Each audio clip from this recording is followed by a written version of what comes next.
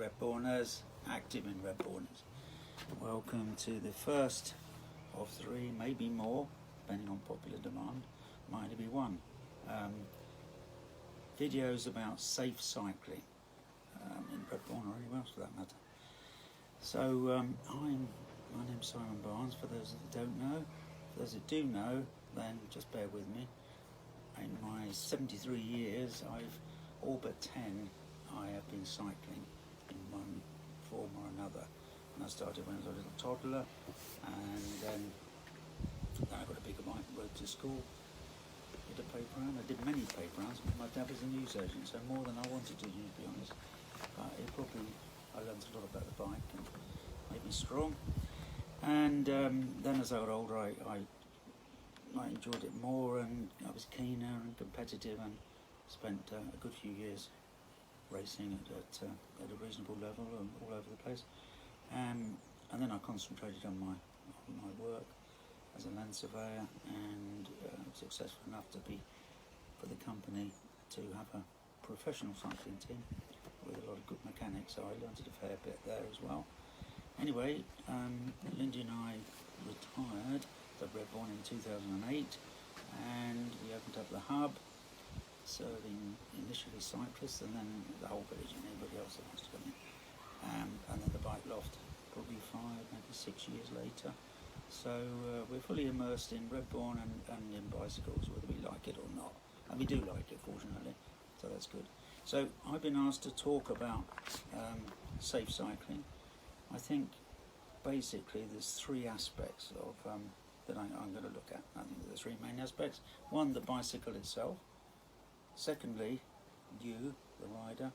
And thirdly, the environment, where you're going to ride, the road or tracks or whatever. So today I'm going to focus a little bit more on the bike rather than the other bits, but I'll just mention those bits. But next week we'll have a recap and do a bit more on the bike. Probably things like mending a puncture, which is always going to happen when you ride a bike. There's no such thing as a tyre that won't puncture, unfortunately. Well, there is. It's the one that sits in your garage and you never use it. And then a little bit about the environment, but I'm going to start off with the bicycle itself, which at the end of the 20th century there was one of many polls about 20th century mechanics inventions, and the bicycle came out top by a long way, 59% of the votes. And I say personally, I'm quite pleased to say that only 6% voted for the computer and only 4% voted for the internet. And I didn't fill the results. That isn't actually, if you look on Google, that's what it is. Anyway, this is the bicycle. You may all be familiar with this machinery. And it consists very simply of a frame made of some metallic material, wheels, chain set, so whatever. Now, it would be helpful for you when you go into a shop or talk to other people that we're all talking the same language. And this bit of the frame is called the crossbar, or the top tube. This is called the down tube. This is called the seat tube, for obvious reasons. That's where the seat or the saddle is. This is a seat post. These bits here are the seat stays or seat tubes, and these are the chain stays or the chain tubes, for obvious reasons. And these are the front forks. So just I've made a little sketch here, which you probably can't see, and it's not particularly well sketched out, but I'll do a better version of this, and that will be available through Active in Redbourne, and I'll leave some copies in the hub and the bike loft and everywhere else people want it. These are handlebars, these bits here, bars with handles, put your arms on. This is handlebar stem. These are brake levers, gear levers. This is the saddle, which goes up and down and a little bit backwards and forwards. These long metal bits are the crank arms, which connect by an axle with bearings into the other side. These are pedals.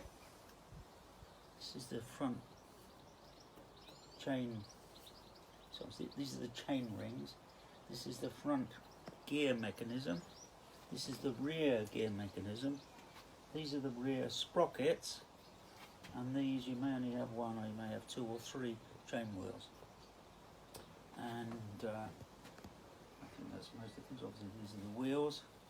These are the brakes. Broadly speaking, 2 types of brakes: rim brakes, which brake onto the rim of the wheel, or disc brakes, which I'll talk about later. Very often now, in fact mostly now, the gear lever and the brake lever are connected. Now, just one of the things that people sometimes get a bit confused about is whether it's a low gear or a high gear. Now, generally speaking, a high gear is, use the analogy of a car, is 4, 5, 6 are the high gears, and the low gears are ones you start with. So sometimes in hills and the Lake Districts there's huge low gear, and that is 1, 2, 3, the gears you start on. So they're the low gears, and they're usually have numbers here, so you can see which gear. So hopefully that helps to explain. And the front mechanism is different ranges. So if you've got the small one, that's the low gear range. We're going very hill, we're going slowly.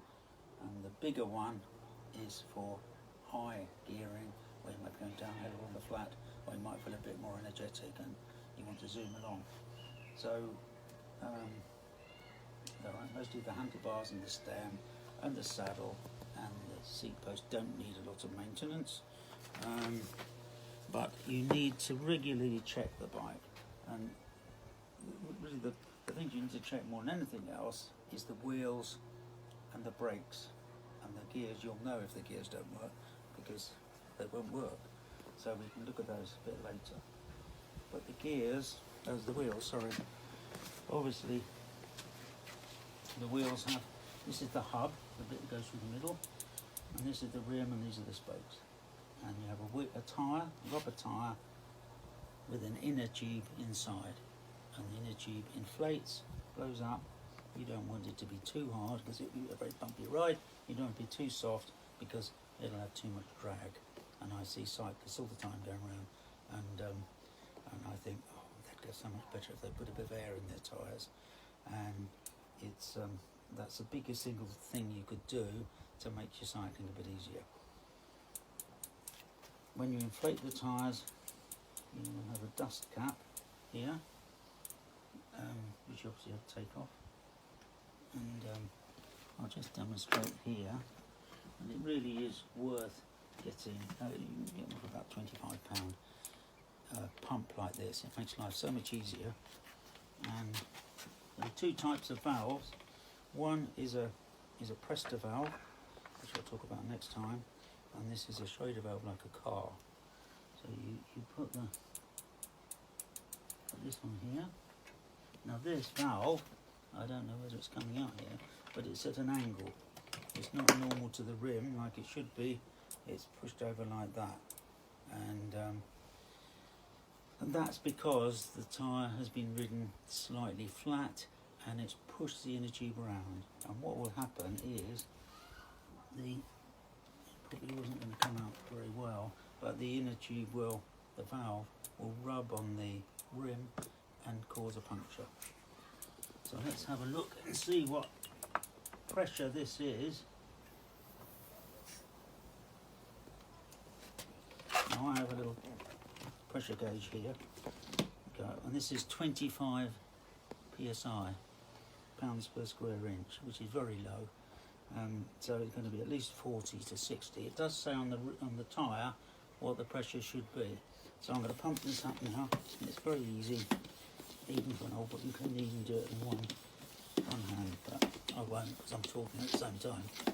But they'll quickly put some, and it's so easy, it's much easier than one of those old bicycle pumps that nobody can get to work and seem to let more air out than putting in.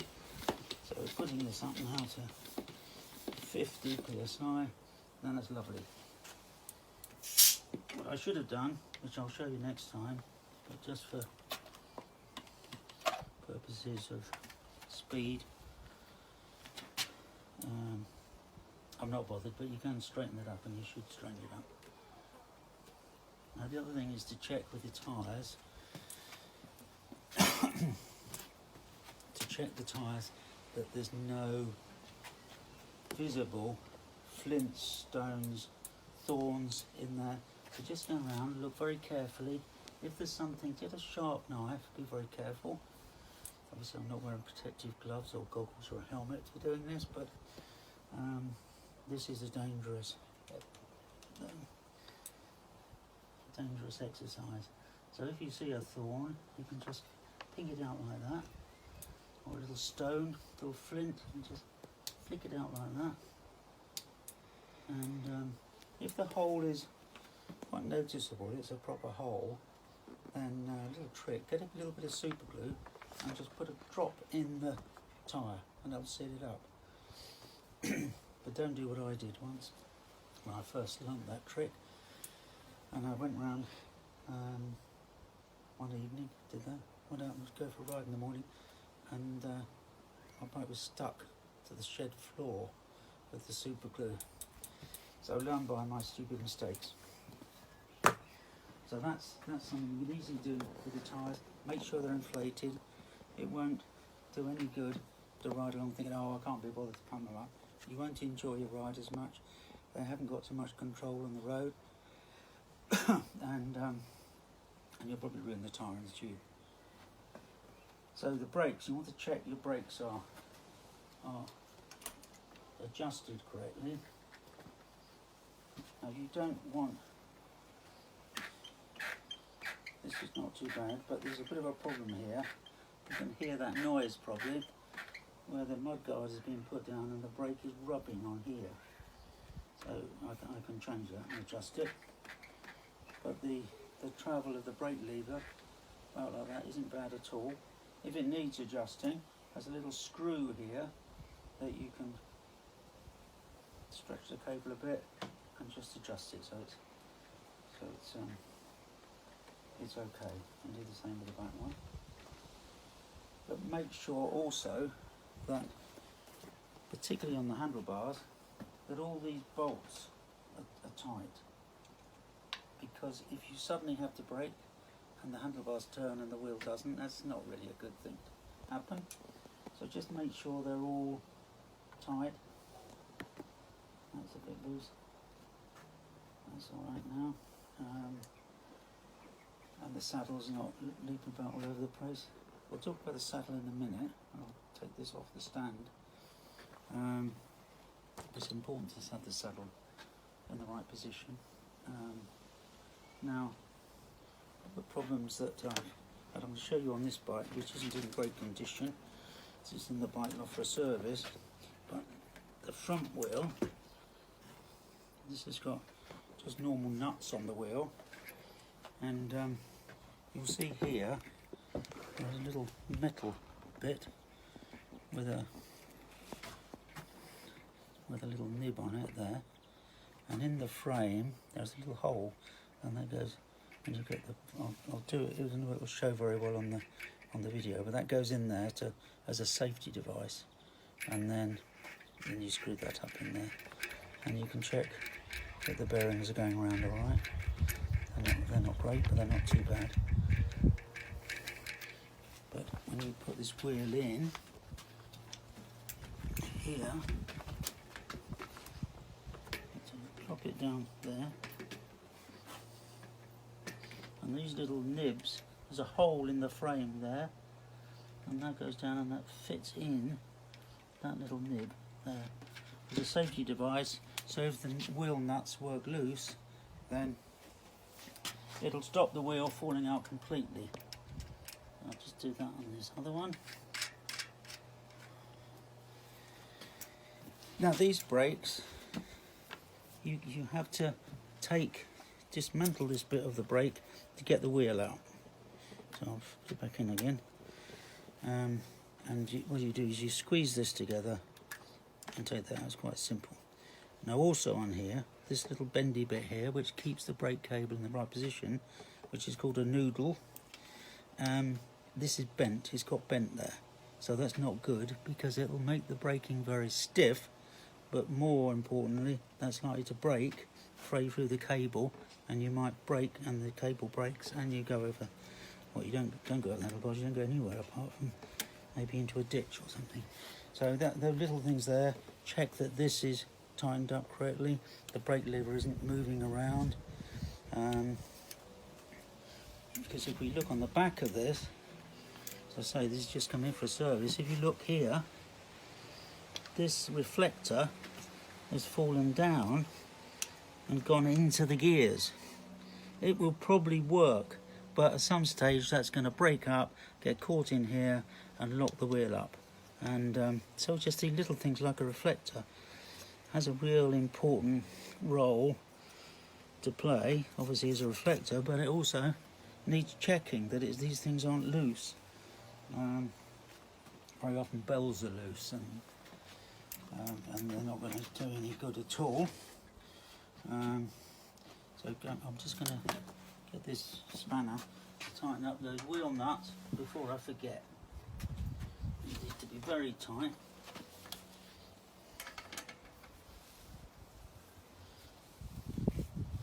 All these things I've mentioned so far don't require any specialist tools, just some Allen keys and a spanner. This is specifically for bike wheels, but it's just a 15mm spanner. Now some wheels have quick release.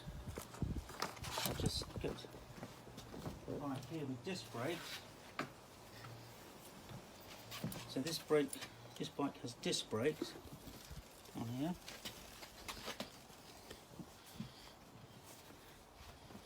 I'll take this out. This has quick release wheels. So you bend this lever. A lot of people with these quick release levers tighten them up like that, and that's not the way to do it, because you can't tighten them up firmly enough.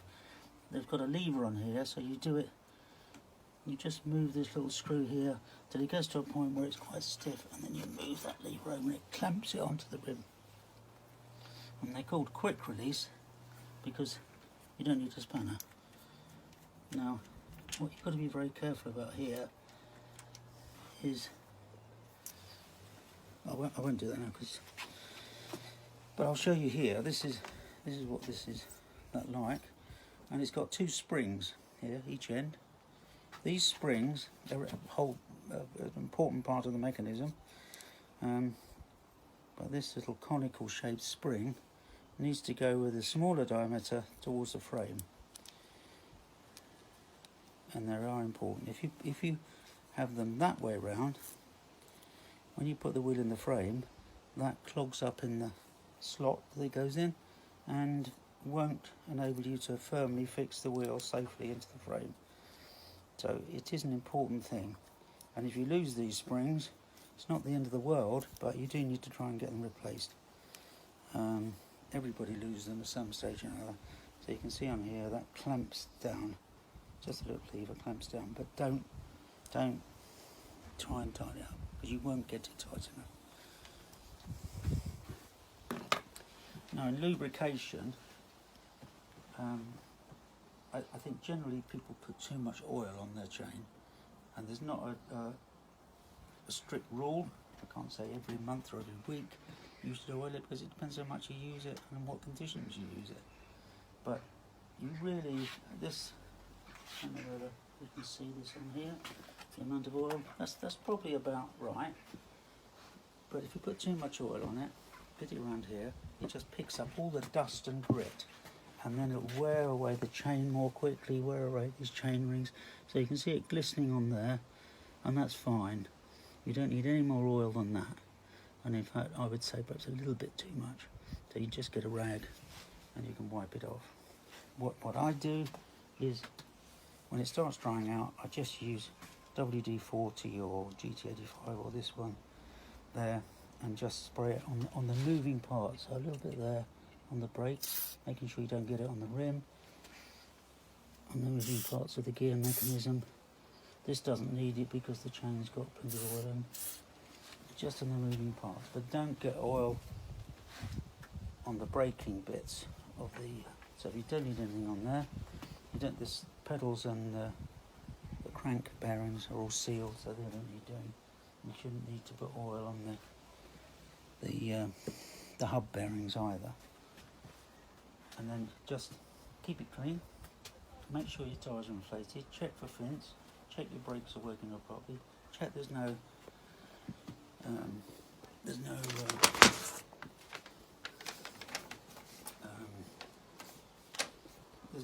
loose.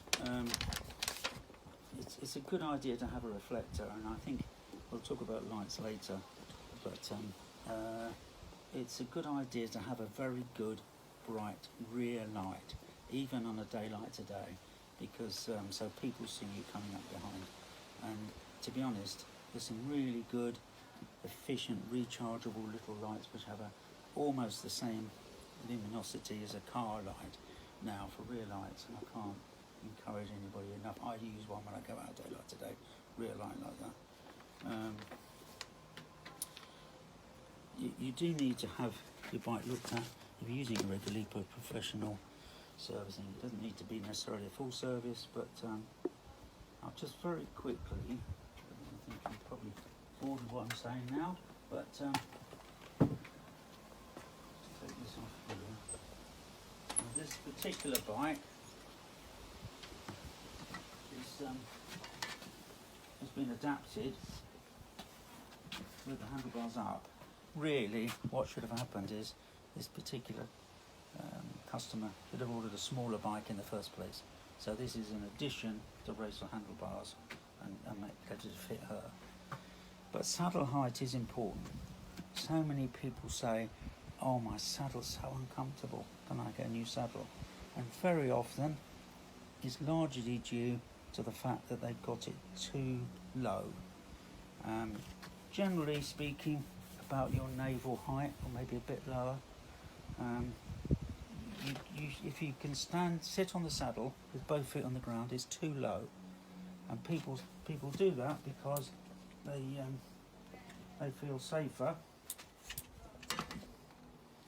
But when you're riding along and when you get on it, you lean the bike over, and then you get on it, and then you push yourself off, and that comes with experience. But it'll be much more efficient. So if I sit down here, and then I get up, it's much more uncomfortable to get up here. If I lean on a bar stool, I lean on here, I'm putting my weight on my feet, I'm not sitting on the saddle. Really, you shouldn't be putting all your weight on the saddle. You should be putting most of your weight on the pedals. And then that means it's more efficient, you're using gravity to push the pedals down. But it may take a time to just gradually increase your saddle height. Now I think I'll come to a close now. The only one thing I'll say is about, which we'll talk more about in the next few episodes, is about safety when you're riding on the road. Particularly of late during the COVID period, when there have been many less cars on the road, but that's increasing again now. Now cars are heavy, they're dangerous. So they're best not to have an argument with, to be honest. So I think it's best to safely assume that a car is going to do something stupid. If you see a car coming out of the side road, make eye contact with the driver. Just assume that it could be pulling out in front of you, so get ready to brake, or even slow down if you're there with the family and young children.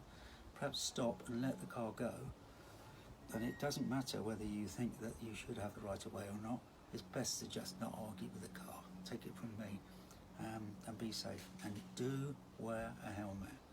It's always best. I've got 2 helmets where I've had to fall down on the helmet, and I've cracked them, and I hang them in my shed to remind me what could happen if I don't wear a helmet. Helmets these days, don't buy the cheapest on the market because they're uncomfortable. They don't fit properly, which is something. The fit of a helmet is important. I'll talk about that next time, and then hope you can get some riding in, as the weather's going to be good next week, and I hope you've enjoyed it. Send an email with any questions if you wish. Thank you for your time.